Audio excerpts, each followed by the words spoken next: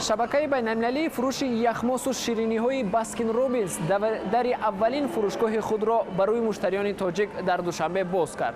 پس از چند این دومین شرکت بین‌المللی است که در پایتخت تاجیکستان شهر دوشنبه برای خود جای پا پیدا کرده است. و حالا ما می‌رویم نزد این فروشگاه و تا ببینیم که نرخ شیرینی و یخماس‌های آن تا کجا به جیب مشتریان تاجیک موافق است.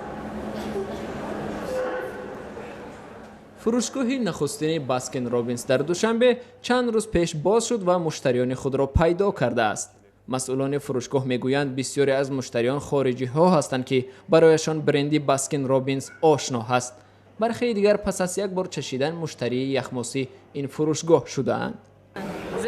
ما الکی 3 روز می شود اینجا می آییم و یخماس می خوریم. هر کسی که جیبش امکان دهد می تواند بیاید و اینجا یخماس خورد. در این 3 روز الکی همه نوع‌های یخماس را چشیدیم. معقول شد. قیمت یخماس‌های این فروشگاه در تاجیکستان از 14 تا به 81 سامانی می رسد. نرخ تارت و دیگر شیرینی‌ها از 100 سامانی بالا است. اما مزد میانه کار بیش از 800 سامانی معادل $127 است و از این رو نه همه امکانی کام شیرین کردن از این یخماس ها را دارند.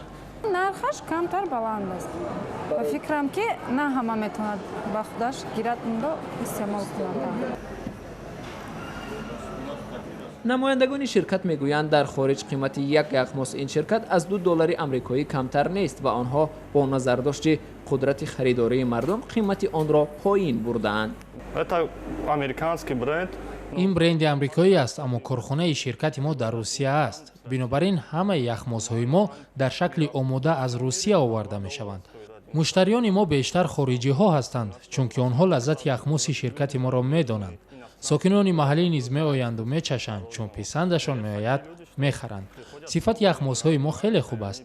تا به حال کسی از صفت آن شکوه نکرده است. در تاجیکستان شرکت‌های یخماس و شیرینی‌های ایران، ترکیه و اوکراین که در اول‌های سال‌های 90 وارد بازار تاجیکستان شدند مشتری داشتند. اما با وارد بازار شدن محصولات شرکت‌های وطنی مثل شیرینی‌های شرق، امیری و کارخانه‌های قنادی شیرینی دوشنبه جای آنها در بازار تنگ شده بالاخره بسیاری از انواع این قنادی‌ها از رف‌های فروشگاه‌ها غیب زدند. از این رو معلوم نیست فروشگاه یخماس و شیرینی‌های باسکین رابینز را که برادران رابینز و باسکین سال 1947 در آمریکا تأسیس دادند تا کجا موفق می شود. اما ظاهراً مأموریت شرکت به موفقیت باور دارد که گفته است نیت دارد در شهرهای دیگری تاجیکستان هم فروشگاه باز کند.